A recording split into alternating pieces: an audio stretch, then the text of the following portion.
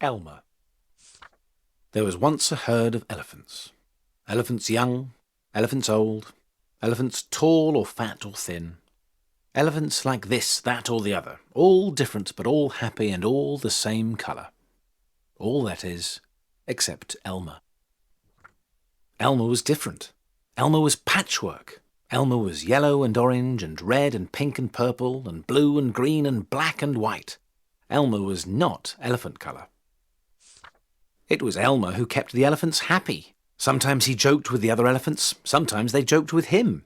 But if there was even a little smile, it was usually Elmer who started it. One night, Elmer couldn't sleep for thinking. And the think that he was thinking was that he was tired of being different. Who ever heard of a patchwork elephant, he thought. No wonder they laugh at me. In the morning, before the others were really awake, Elmer slipped away quietly, unnoticed. As he walked through the jungle, Elmer met other animals. They always said, "Good morning, Elmer." Each time Elmer smiled and said, "Good morning." After a long walk, Elmer found what he was looking for. A large bush.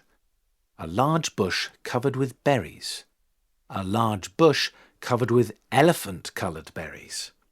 Elmer caught hold of the bush and shook it so that the berries fell on the ground.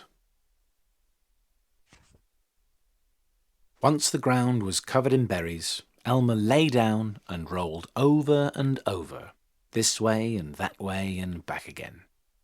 Then he picked up bunches of berries and rubbed himself all over, covering himself with berry juice, until there wasn't a sign of any yellow or orange or red or pink or purple or blue or green or black or white. When he had finished, Elmer looked like any other elephant. After that, Elmer set off back to the herd. On the way, he passed the other animals again. This time, each one said to him, "Good morning, elephant." And each time Elmer smiled and said, "Good morning," pleased that he wasn't recognised. When Elmer rejoined the other elephants, they were all standing quietly. None of them noticed Elmer as he worked his way to the middle of the herd. After a while, Elmer felt that something was wrong. But what? He looked around.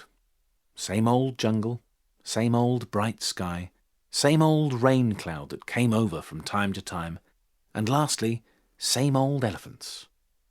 Elmer looked at them. The elephants were standing absolutely still. Elmer had never seen them so serious before. The more he looked at the serious, silent, still, standing elephants, the more he wanted to laugh. Finally, he could bear it no longer. He lifted his trunk and at the top of his voice shouted, "Boo!" The elephants jumped and fell all the ways in surprise. "Oh my gosh and golly," they said. And then saw Elmer, helpless with laughter. "Elmer," they said. "It must be Elmer." Then the other elephants laughed too, as they had never laughed before.